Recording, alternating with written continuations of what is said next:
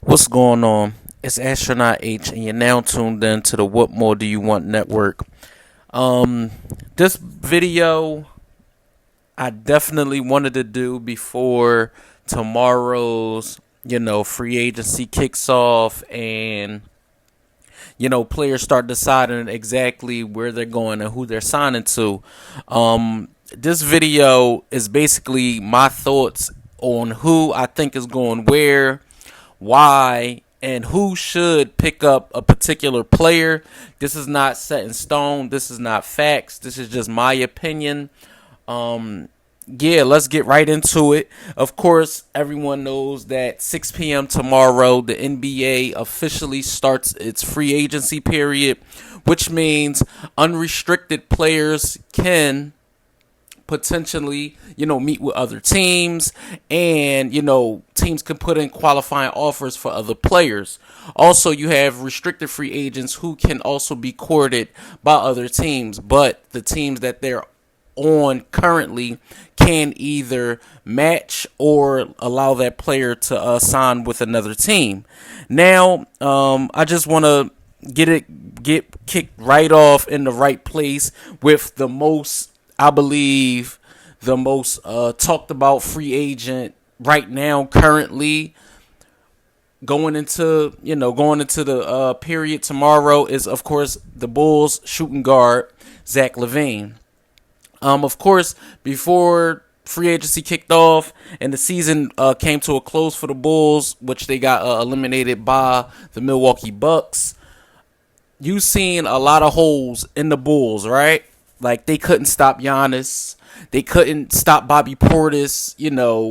It was a lot of glaring holes. DeMar DeRozan couldn't do but so much.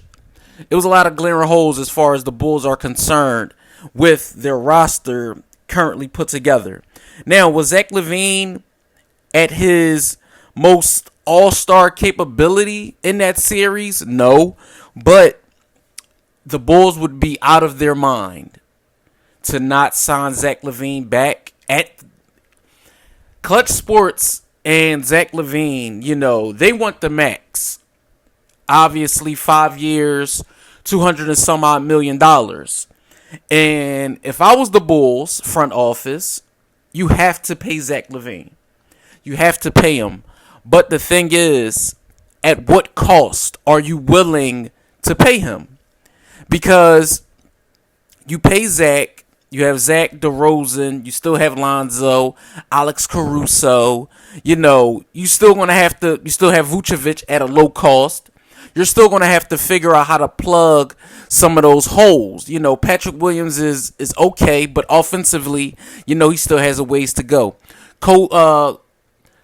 Kobe White is okay off the bench, but he still has ways to go. The Bulls need a punch, so to speak, like that offensive punch to come in off the bench and give them something when Zach isn't scoring as much, when DeMar isn't scoring as much, when Zoe shot might not be falling. So I believe that the Bulls should sign back Zach LaVine, but of course there are teams that are interested. I've been hearing Lakers. I've been hearing, Mavericks. That's just of interest. Of course, the Spurs, but that's just talk. I don't know as far as that might go. I'm gonna just say I believe that Zach LaVine signs back with the Chicago Bulls, and those rumblings come to a close. Another player that is very, much in, I would not say in demand, but in demand by one team, and that's Jalen Brunson.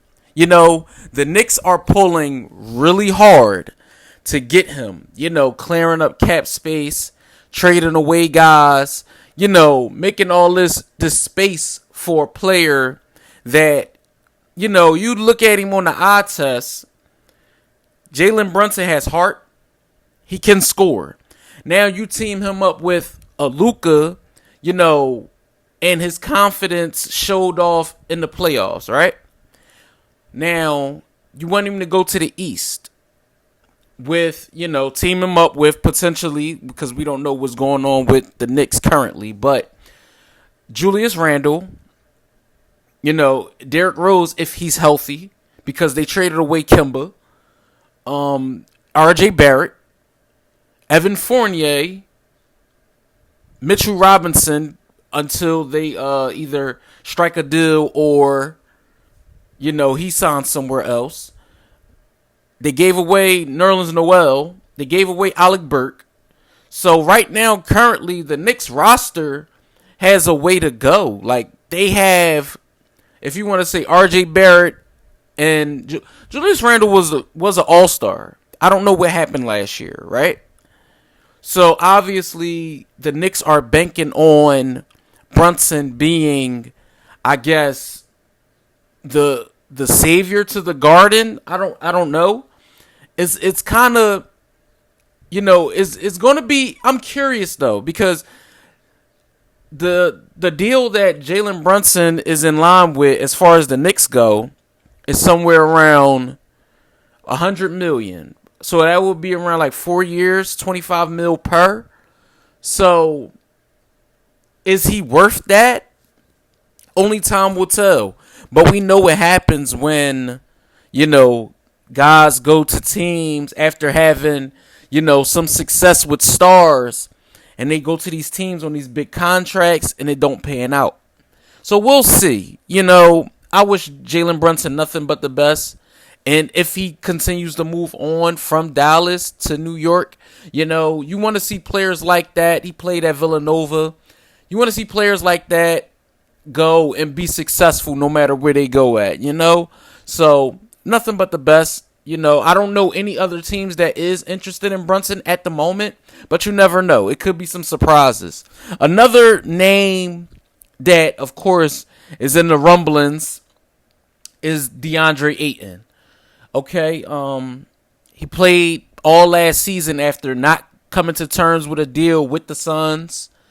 So I don't know what the Suns are actually going to do with him as far as are they waiting to see what other teams are going to, I guess, strike first and make them show their hand as far as like a deal goes. Because not last year playoffs, but the year prior when the Suns went to the finals, DeAndre Ayton was playing at an all NBA caliber type level. He was having games where you like, okay, him, CP, and Devin Booker, like this could actually like work. This can actually be something special, So I just looked at all last season. I felt like DeAndre Ayton wasn't the same DeAndre Ayton from a season ago. You could tell, like sometimes you could tell when a player he's in his own head when it comes to like especially contract negotiations. Sometimes guys will play, when it's a contract year, bet on themselves. I've seen it time and time again. Guys bet on themselves, and then you see the best version of them.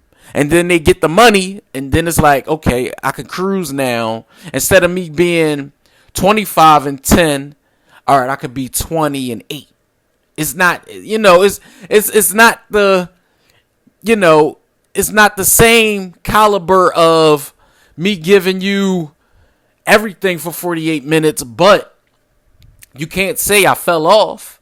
I'm still, 20-8, but we'll see. I honestly think that, this is my opinion, I think the Suns allow, because he's a restricted free agent. So I believe the Suns will allow other teams to come in and come after Ayton. But the teams that I'm hearing that are interested in Ayton, Atlanta, I'm hearing San Antonio, I'm hearing Brooklyn.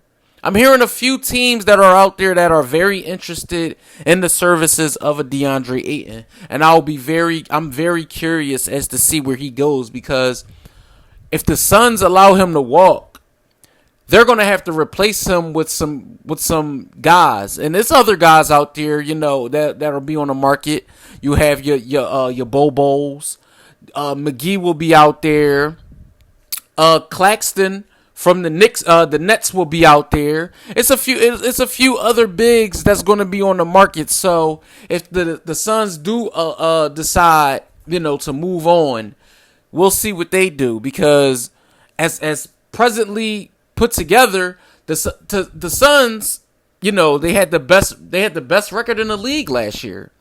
So they're a piece or something away from, returning to the NBA Finals, in my opinion. So that's where I'll leave that with Deandre Ayton. The next name I want to say, these are a few restricted guys, so I want to say, no, player option guys. I want to speak on the player option guys right now. So James Harden is a player option. He has his player option out there. And the Philadelphia 76ers don't want to, I guess, bank on him long term. I guess they want to see what a short term deal would do. And if you trade and go get a Harden, after giving up Ben Simmons, you want him there for the longevity of, however long him and Embiid can be together, right? So if the Sixers and James Harden come to a deal, I believe he's going to earn somewhere in the 40 above. I believe it's above $44 million. I believe that's the price that will be for Harden. So the Sixers don't want to commit to him long term. So what do the Sixers actually want to do with him? Because he signs on for a short term deal. You play it out, and then you try again next offseason, because something's going to have to give as far as the Philadelphia 76ers roster. They're never going to be able to win a title currently as the team is put together. Yes, Embiid is a world-class all-star player. But the version of James Harden that the Sixers got last season is not going to get them a title. They're going to have to, in my opinion, add another piece. Which brings me to the next player I want to speak on. Bradley Beal. So the Bradley Beal thing is he opted out of his deal with the Washington Wizards. But the news that I'm hearing is he's going to just re-sign for the bigger ticket. So somewhere around $200 million for him for 5 years. So if the Sixers can somehow, some way figure out how to get underneath of Tobias Harris' contract and go get a player like a Bradley Beal to team up with a Harden and an Embiid, then we're talking. We're talking about a different conversation with them as far as, contenders in the Eastern Championships go. But will that happen? I don't know. The Sixers front office, to me, after they got rid of Ben, which was lingering over them for the better part of last season, have to make something shake. Have to. Because how long do you expect Joel Embiid to be playing at this level? He's a center, already nagging feet and knee injuries. So what are you going to do? You have to maximize on the window that you have. So hopefully going forward, they continue to build and put pieces in place for, them to, excel as far as in the East competing. And we'll see how that pans out. Another player that I wanted to speak on was Colin Sexton. With the emergence of a Darius Garland, I feel like the backcourt of a Garland played great last year. He was an all-star. Sexton got injured. And with him being injured, the Cavaliers, in my opinion, they played better, right? They surprised a lot of people. And I believe the future, as far as the guard play for them, will be Darius Garland. I don't believe they bring back Colin Sexton. I believe they allow him to just court an offer and, walk. And there could be a lot of teams, after him. One team that I believe that will go after him if it's on the table, even though Russell Westbrook did opt into his $47 million contract, will be the Los Angeles Lakers. The Lakers will trade if it's possible, a sign and trade. They will sign and trade for Colin Sexton if possible. I know the Lakers tried to get Kyrie and that didn't pan out, but they want to get away from Russell Westbrook. I believe that the best offense for them is LeBron James handling the ball, because there's never going to be a scenario with Russell Westbrook on that team where LeBron James delegates all responsibilities to Russell Westbrook as far as being just the point guard of the team. It's going to have to be some things that change, and I believe the Lakers are going to start with Westbrook. So I believe that a team that will go after Colin Sexton, if the Cavaliers do not re-sign him, will be the Los Angeles Lakers and Colin Sexton. I see a trade potentially. Russell Westbrook, Colin Sexton, sign and trade. Russ going to Cleveland and Colin Sexton coming to LA. The next player that I want to mention, I talked about him the other day, so I'm gonna just talk about him for a brief moment. It's John Wall. We already know he got bought out by the Houston Rockets, and yeah, on the horizon is once he clears waivers, he will be signing with the Los Angeles Clippers. And if he's anything like he was a few years ago, 26-5, the Clippers have something good on their hands. I don't know what they're going to do with Reggie Jackson. If they do, if they do add a player like John Wall, because John Wall is a point guard. I don't know if Reggie Jackson will move to the 2. They still have Norman Powell to go with Kawhi Leonard, to go with Paul George, and I believe Zubac just signed on for 3 more years. So we'll see how everything shakes out with the Clippers. I'm excited to see what they do and how they pan out. Because if Kawhi comes back and Paul George is healthy, there's no telling where they might go. They could end up in the Western Conference Finals. So we'll see. I mean, it's an illustrious amount of players in this year's free agency. So, I mean, to go on and on about guys potentially, I mean, it's a lot of names out there. You have the LaMarcus Aldridge of the world. You have Blake Griffin still out there. You have Carmelo still out there. Now these are aging veterans, mind you. So I'm not telling you or saying where some of these guys can go. PJ Tucker is still out. Will be out there. Bobby Portis, Ricky Rubio. I mean, it's a lot of guys that can help certain teams. Sometimes teams need to. Teams be 1 or 2 veterans or 1 or 2 bench guys away from making a strong push. Teams that I see that I know that will kind of be aggressive. Watch out for the Bucks. Watch out for the Miami Heat to be aggressive. Watch out for the Bulls. Watch out for the Bulls to be aggressive. Watch out for of course always watch out for the Lakers. Watch out for the Mavericks. We're gonna see what they do with Luka. Watch out for Portland. We're gonna see exactly what goes on. Watch out for New Orleans also. There's gonna be a lot going on within the next week, and we'll see how it all unfolds. It's Astronaut H, man. Thank you guys for tuning in. Subscribe to the channel. Don't forget to like the video. Smash that like button for me. I usually don't say smash the like button, but smash the like button for me. If you enjoyed the video, always, man, comment. Let me know you guys' opinion. I would love to hear from you.